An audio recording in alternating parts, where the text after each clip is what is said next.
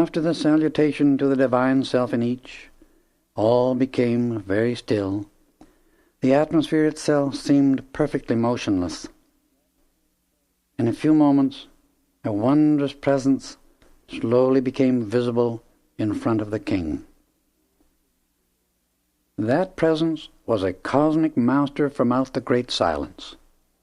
A murmur of awe and surprise passed over the assembled guests at his appearance, as they recognized in amazement one of whom they had heard for many centuries, yet whose visible presence none had ever seen. Raising his right hand, he addressed those present and all dwelling within the empire. O children of earth, I bring you a warning of serious import at a time of great crisis. Arouse yourselves from the snare of the senses that is engulfing you. Awake from your lethargy before it is too late. This, my brother of light, must withdraw and leave you to the experience that you have chosen, and which is slowly enticing you into its many pitfalls. You have opened yourselves to the uncontrolled ignorance and emotions of the outer self. You give little attention, and still less adoration, to your source, the supreme, the mighty, the radiant, the majestic, the infinite cause of all that is, the creator and sustainer of all worlds. You give no gratitude to the great glorious presence, the Lord of love, for the very life by which you exist. Oh, why are you not even grateful for the blessings nature pours out so lavishly, for the abundance that comes to you through this fair land, and from your own wise and unselfish ruler? You thank each others for favors, the things of the senses and form that are so ephemeral, that pass from one to another and then are no more. But why, oh why, do you forget the source of all life, all love, all intelligence, all power? People, oh people, where is your gratitude to life, for love, for the magnificence of experience that you enjoy every moment, every hour, every day, year after year? All this you call your own, but it has always belonged, does now, and always will belong to the one great source of life, light, love, and all good, God, the Supreme, the Adorable, the all-pervading One. When by your own misuse of the energy of life, which this all-pervading One showers upon you constantly, pure, perfect, and uncontaminated, you have created conditions so destructive and painful that they can no longer be endured. You turn in either desperation, agony, or rebellion, and call upon God for relief from your misery. This is your offering to the giver of all good, in return for that ceaseless perfection which he continually bestows in supreme love. The only condition upon which the one great self gives all is its right use, that it may bless the rest of creation with infinite joy, harmonious activity, and perfection. When in the depths of misery you turn again to your source for relief from your misdeeds, you either cry in the agony of despair, or, if rebellious, blame life and the source of all good for allowing what you call injustice and wrong conditions to exist in you and your world. It is you, the little personal self, who are unjust to life. You who are unfair. You who create the misery of earth. For only humanity, because it has free will to create as it chooses, Each individual through his own thought and feeling dares to bring into existence the discord, misery, and deformity that express upon earth. This is a blight upon creation, and the perfection that forever swings in the great cosmic melody of eternal song. Only mankind is guilty of making a discord in the music of the spheres, where all else lives and acts in accordance with the law of love, of life, of harmony, and of light. All else blends into the harmonious whole, the body of the infinite all-loving One. All other realms of life and light move and create according to the fundamental principle upon which all perfection rests. That principle is love.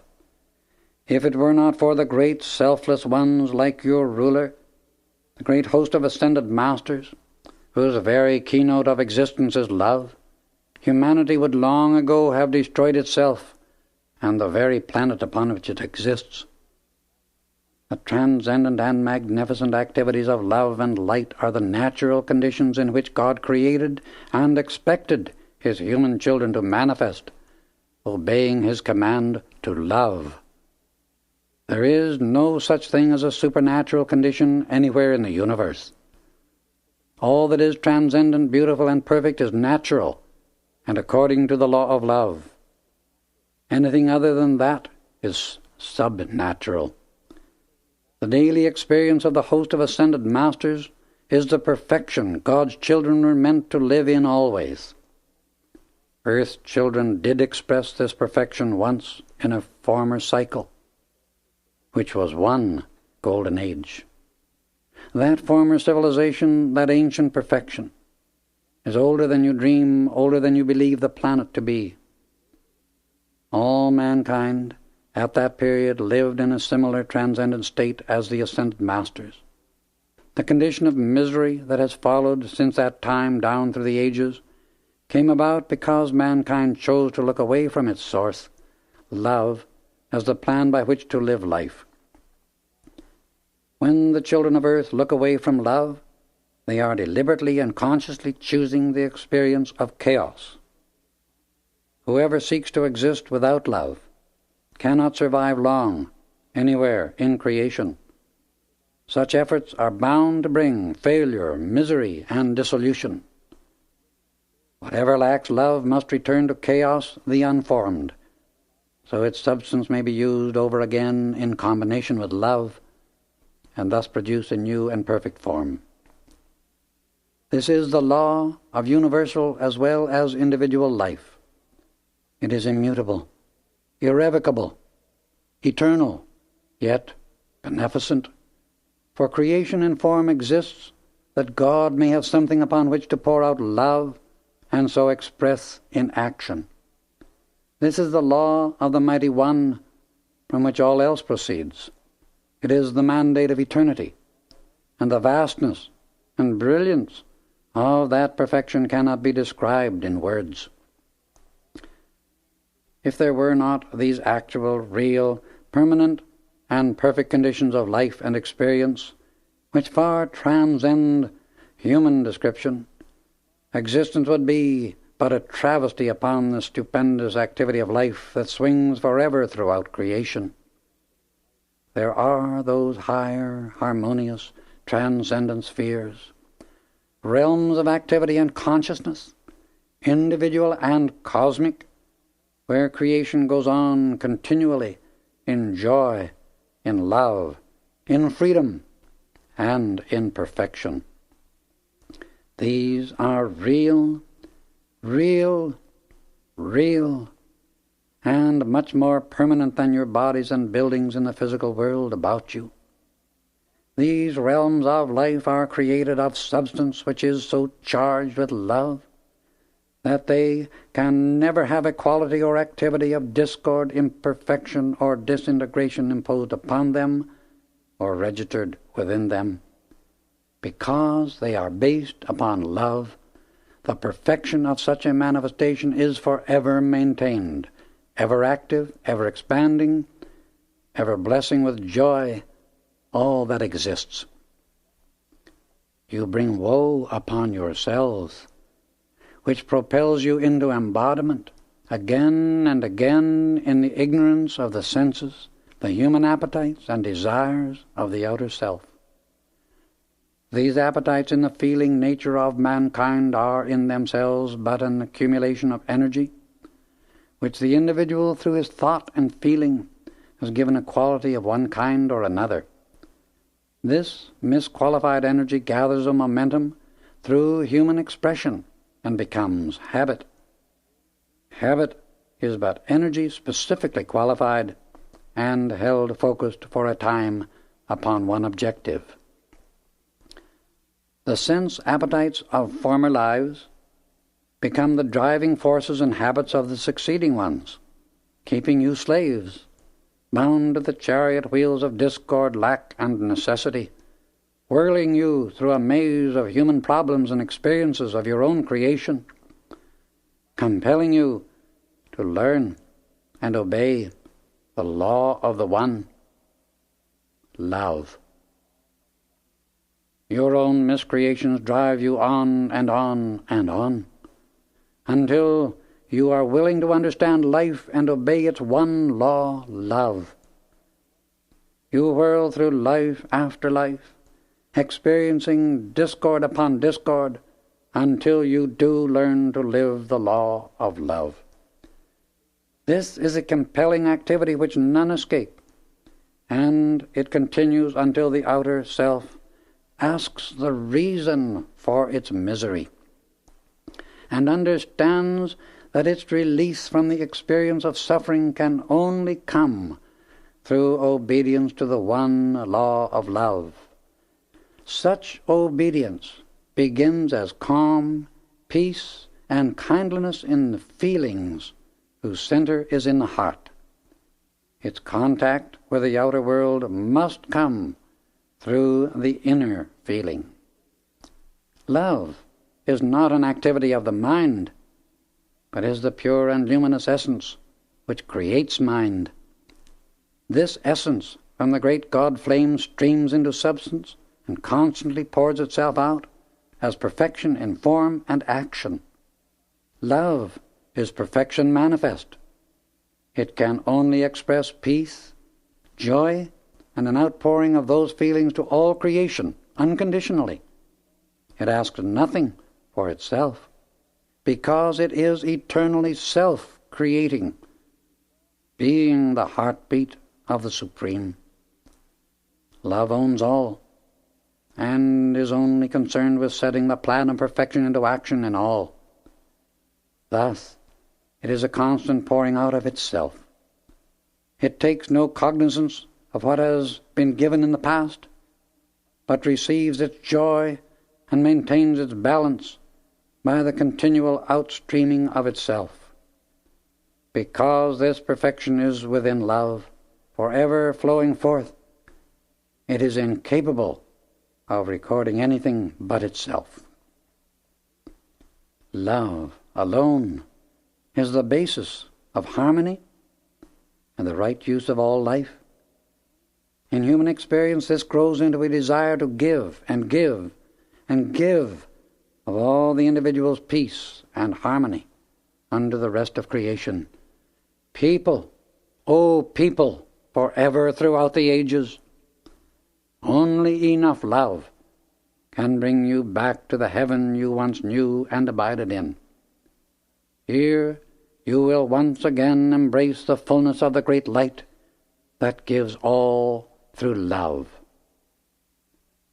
A visiting prince approaches your borders. He will enter this city seeking the daughter of your king.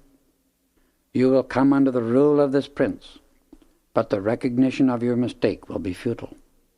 Nothing can avail, for the royal family will be drawn into the protection and care of those whose power and authority are of God, and against whom no human desire can ever prevail.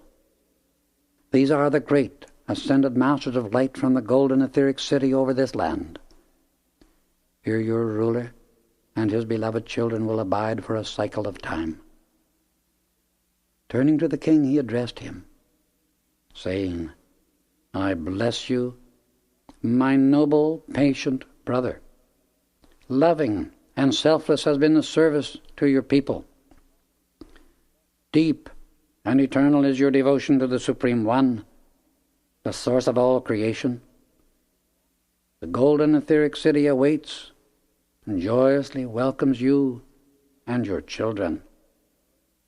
Within its radiance you will live, serving through the rays of light which are forever streaming out from those who dwell therein, until these your people shall redeem themselves by obedience to the law of love.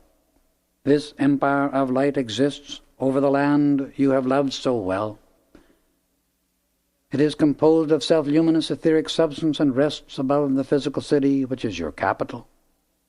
It is real, very real, and much more permanent than any earthly city, for light is indestructible, and the golden city is made of light. Into it no inharmonious thought or disturbing condition of any kind can ever enter. I will return in 7 days to take you and your children into the city of light, where we shall watch the progress of humanity and draw into the light all who will discipline and make themselves ready. Encircling the city is an invincible belt of electronic force through which it is impossible for anything uninvited to pass. When he had finished speaking, he blessed the royal family, the guests, and the empire. And in the moments of silence that followed, his light and the outline of his body within it grew fainter and fainter until it disappeared entirely. A murmur passed through the great banquet hall, and as all looked toward the king, his head was bowed in reverent silence. Then he slowly arose and bade his guests good night.